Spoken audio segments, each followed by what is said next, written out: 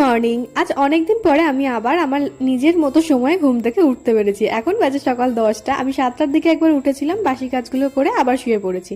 আর এখন 10টার সময় উঠে মা দেখো কিছু জামা কাপড় কেচে এনেছিল, সেগুলোই মাকে ছাতে দিয়ে এলাম। ভীষণ পরিমাণে রোদ উঠে গিয়েছে, আর মা এত জামা কাপড় কেচে যে কোথায় মিলবে বুঝতে পারছে না, তাই এখন এইভাবে এখানে দড়িটা টাঙাচ্ছে। বলছে যে ওরা তো মিলবে না, তাই ওরা জানে না, এইভাবে খুলে দিয়েছে তো আর টাঙিয়ে দিয়ে যায়নি। তারপরে নিচে এসে আমি এখানে চুল আঁচড়ে নিচ্ছিলাম, আর এখানে আমি ভীষণ খুশি লাগছি। কেন বলো তো? আমি দেখলাম যে পাখিটা আবার ওখানে এসে বসেছে। যাই হোক, ওর বাসাটা নেই, কিন্তু এসেছে দেখে আমার বেশ ভালো লাগছিল। চুল টুল বেঁধে নিলাম, তারপরে গেলাম রান্না বসানোর জন্য। মা এখানে সমস্ত সবজি কেটে রেখে দিয়ে গেছে।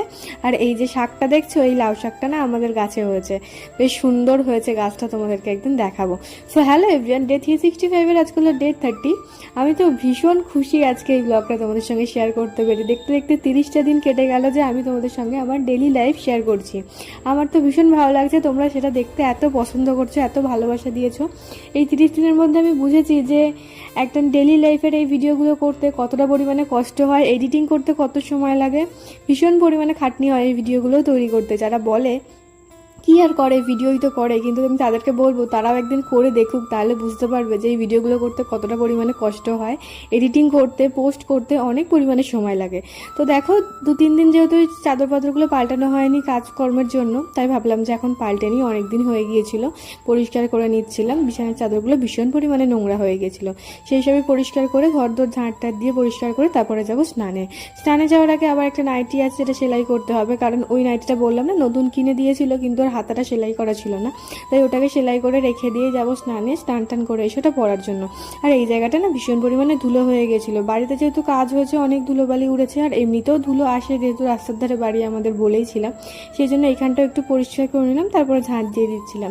ঘরে একটু রুম স্প্রেও দিয়ে দিলাম। আমি যেদিন চাদর টাদর পরিষ্কার করি সেদিন মনে পড়ে, বাকি সময়গুলো মনে পড়ে না। মাঝে মাঝে একটু ধূপ জ্বালি, কিন্তু রুম স্প্রেটা দিতে আমার মনে থাকে না। দেখো এখানে আমি নাইটিটাই সেলাই করে নিচ্ছিলাম, তারপরে দেখলাম স্নান করে এসে এটা আমি পরে নিলাম। এবার আমি খাবো। আজকের খাবারের থালাটা দেখো যেন একটুকু জায়গা নেই। আজকে আমি কি খেয়েছিলাম তো দেখতেই পেলে। খেয়েছিলাম একটু উচ্ছে ভাজা, ঢ্যাঁড়সের ঝাল, আর হয়েছিল শাকের তরকারি, ডাল, আর একটু আলু সেদ্ধ মেখেছিলাম। তারপরে দুপুরবেলা ঘুমানোর আগে আমার বরের জন্য এখানে একটু রসনার জল বানিয়েছিলাম, ও বললো খাবে, ওকে দিয়ে তারপরে ঘুমিয়ে গেছিলাম।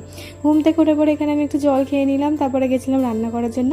আজকে রাত্রে রান্না হয়েছিল রুটি আর ঘুগনি। দেখো আমি এখানে রুটি ফুটি বেলে মাকে দিয়ে আসছিলাম। এখন যেহেতু নিচেটা ঠিক মতো পরিষ্কার হয়নি, তাই ঘরের মধ্যে এই কাজগুলো করছি। তাই বলেছে আমি ইনস্টাগ্রামের ভিডিও থেকে তোমাকে চিনি, ফেসবুকে তোমার ডেলি ব্লগ দেখি, কিন্তু আমার নামটা কোনোদিনও নিলে না। আজকে নিলাম গো ভাই। বলেছে আমার নাম সৌরভ পণ্ডিত। চিনি মণ্ডল বলেছে দিদি তোমার খুব সুন্দর লাগে, আমাকে তোমার নামটা নিও, তোমার নাম নিলাম গো চিনি। ফাতেমা জানা করেছে দিদি বাংলাদেশ থেকে তোমার ভিডিও দেখি, খুব ভালো লাগে, থ্যাংক ইউ। অপূর্ণ